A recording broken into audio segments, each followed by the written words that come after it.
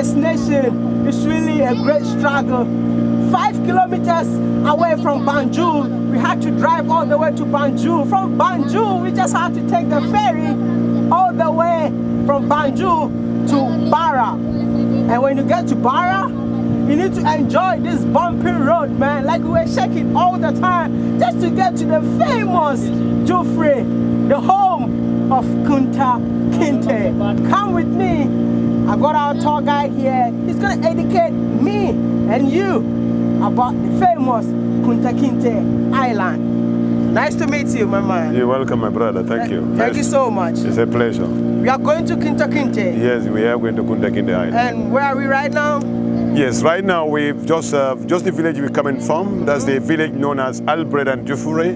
Okay. Albreda and Jufure are two neighboring villages. Okay. But when you come in tourism terms, they are widely known as roots. Roots. But Jufure is a separate village from Albreda. Albreda is headed by a man and Jufure is headed by a woman. So now after just landing in the village now, we are on top of River Gambia, having it sailing down to the Kunta Kinteh Island, which is just about 20 kilometers ride to the Kunta Kinteh Island, wow, which is one of the major slave shipping points of the Gambia, where all our ancestors who have been taken from this country into various parts of the world, where they've been captured and kept for a particular period of time before their final departure across the Atlantic to the New World. So we are now in the River Gambia, and then just coming from the north bank of the River Gambia, and that's the other side of River Gambia, which is the southern bank, and this is the north bank.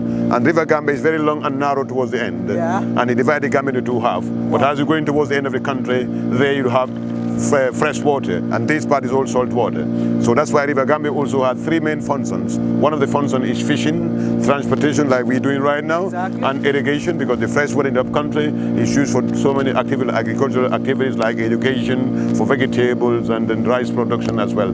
So wow, this is the amazing, and on this banks of River Gambia you have this green vegetation, which is the mangroves, you know, where we locally collect sticks for firewood, roofing on houses, and we collect oysters also from the mangroves. Locally we can also use the cells to plaster our houses, for where we collect lime for plastering houses and white painting.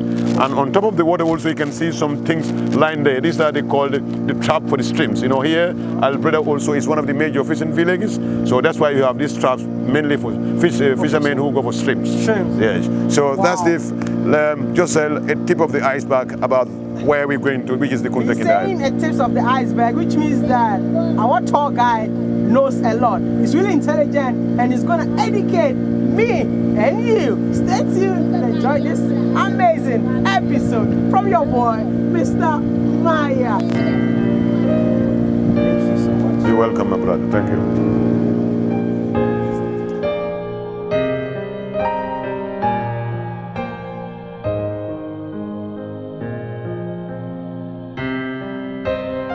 Do you know that the name Kunta Kinteh is famous in the entire world? Yes. They call this place Kunta Kinteh. Yes. Why the name Kunta Kinteh? Yes, Kunta Kinteh is one of the heroes who is, like you said, who is known all around the world. Yeah. And actually, after Europeans' occupation of this island for decades, and then now we feel it's time really to take ownership of our history, yeah, and to also keep the legacy of Kunta Kinteh, okay, for being one of those famous people around the world, so that the other incoming generations who didn't know about Kunta Kinteh, they can have the living legacy of Kunta Kinteh. That's why it was important to change the name of the island to become Kunta Kinteh Island today. So previously this island was called? The island was first called Andrew's Island because Andrew was one of the Portuguese sailors. Portuguese were the first who landed, occupied this island here. Okay. So later, after he's dead, the island was named after him. But it was later turned into James Island, which is named after James Duke of York, which is a British name. Has British named it after one of their king called James Duke of York. Okay. So that's when the name James Island came in 1661. They discovered the island, but who built this whole? The fort was built by the Baltic Latvians. Latvia then earlier was called Poland, but is the modern Latvia today. Wow. And this is one of the remaining dungeons that we got in here, where some of these men who they feel they become threats for them, because these are people who can fight against the white people to get them emancipated from slavery, not to be taken away from their homelands. So because they realize that these people have caused a lot of threats along the way, which will cause a huge amount of slaves to die after causing rebellion. So this is one of the sides, because we used to have 4 of these kind of dungeons, where they put sacks legs and hands, and then the idea was so that they will be fed once every day, so that at the end of the fortnight stay here, they become physically and mentally weak. They couldn't be any more a threat for them along the way. So, which means that when the Portuguese came, they were actually not slave masters. Yes, they were slave masters. They were also slave masters. They were slave masters as well. They were the first who started slavery. You know, Portuguese force, the reason I said Portuguese force started slavery, because Portuguese force purposely came to Africa as explorers. Yeah. Because they've been here in our dear mother continent, rich in mineral wealth. So therefore, after they came in, eventually they decided to come into what we call missionary work, whereby they start taking people from Africa, taking them across to Portugal, to some of their master like Prince Henry. But it was there later that led to the discovery of New World, which is America today, in 1492 by Columbus.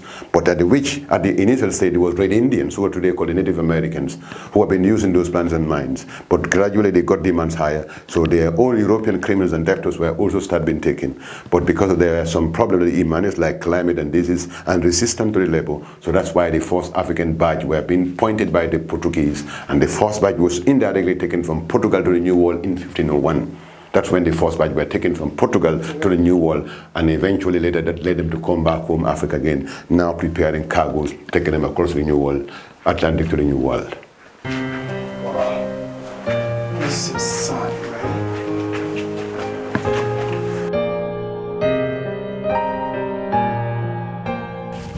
right? So where we right now, this is the main slave yard. And that's why the harbor was located, but because of it, it's all been destructed because of erosion. And then this particular place is slave yard. And they're looking at this round circle here with the stones. Yeah. This is another very important point of slavery. Because looking at during the coast slavery, according to the masters, from every 100 before their arrival in New World, a huge percentage died, like 33% were perished. And then one of the reasons why they have to do this was because they want to identify, because they said our ancestors were all looking the same. They cannot identify them. That's why brandy come into slavery. The masters or company would have to mark their slave before they start to go on board. So that's why in the slave yard, this is where it was conducted before they go on board. And looking at the right-hand side there, the left-hand side, sorry, where we got that cannon on top there, they also become one of the oldest cannon here today. It represents the presence of the French people here after 7 years of their struggle of occupying the island from the British. So during the American War of Independence, when they become successful, this is one of the cannon they brought in here.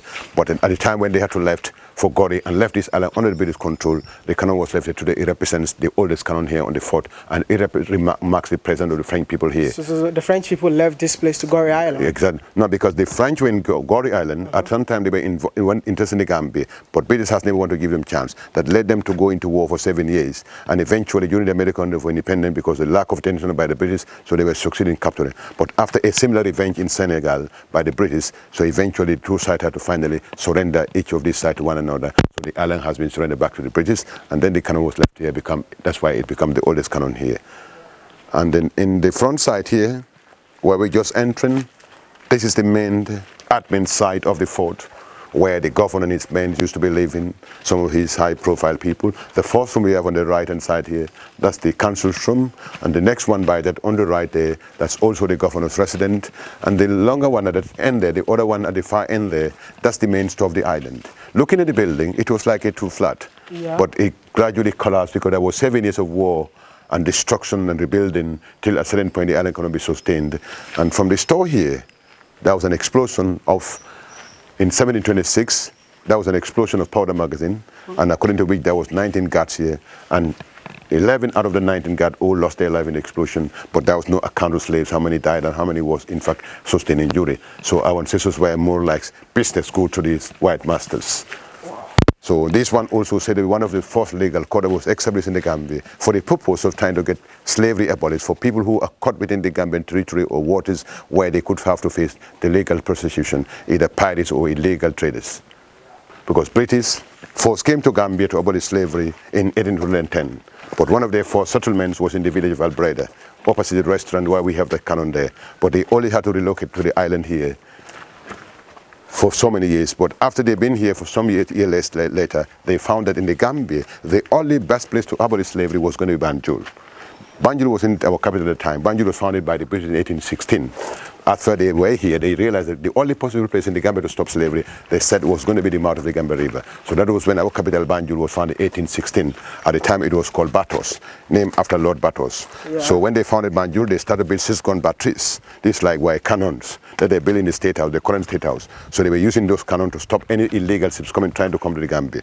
But a few years later also, they have to look for another point opposite Banjul called Barra, where the ferry goes. Yeah. Just in the other end of the ferry, at the left-hand side coming from Banjul, you have a fort they built called Fort Bull and built in 1826. So they have to build those so they can call the whole breadth of the Gambia. So it was the 4th year later, 1830, the British had finally had to abandon this island to get their governor, move to Banjul, and his men, other men to move to Barra at the fort to abolish slavery. And this was the last cannon, excuse me, that was also brought in here by the British people after they came to this country to abolish slavery, to enforce the abolition of slavery. After their first protocol was in the village of Albreda. Because knowing the distance from the village of Albreda in the north there, that really the cannon cannot fire from that part of the river to the other end of the river. So they have to relocate their men here. So it became the last cannon before the British were leaving this island for Banjul, that it was brought here to reinforce the British slavery. So looking at the small dungeon that we saw on the ground there, so these were mainly located at the 4 corners. So at every of these dungeons above, they have the bostums where they place cannons. So below here also we have the slave dungeon. And there was another one at the other end there. You are standing on top of it. Yeah, exactly. And there was one at the other end there as well. So always above they have the bostums. And this was a replica of the tower of the island. But later it was turned to a tower light for ships that were mainly traveling across the Gambia. After the slavery was abolished, it was turned into a tower light. And from the panel there also, you can see the full feature of the fort, how everything shapes like in the days of slavery. You can see how everything shapes like in the days of slavery. So looking at the picture of the island, we are standing on top here right now. So this one as the old dungeon there. So that's the side that has been taken in by water, eroded by water, because the side where they kept the women slaves. So this were the thatch houses, the slave yard, meant for trying to keep more conveniency for pregnant slaves, as in like today become very warm. So in a days like today, they have to bring them into those hot houses to spend it. So this is the side where we just come through the cannon there. You can see this assembly of cannons just at the entry point down there. That's where we got it. And this is the thatch house that where the group is standing under. So that's the tower, original tower of the island during the days of slavery.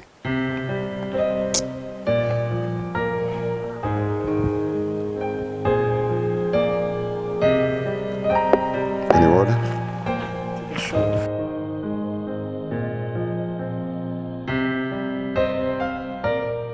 When is this place built? This was built in 1998, but the first one built in 1996, that doesn't tell well, captured about slavery. So this was a year later, this one was built to show the world that we, no matter our colors differences, no matter our religious differences, no matter we come from the globe, what is important, we are all human race. We should all say never again to slavery. That's why the cane is never again together.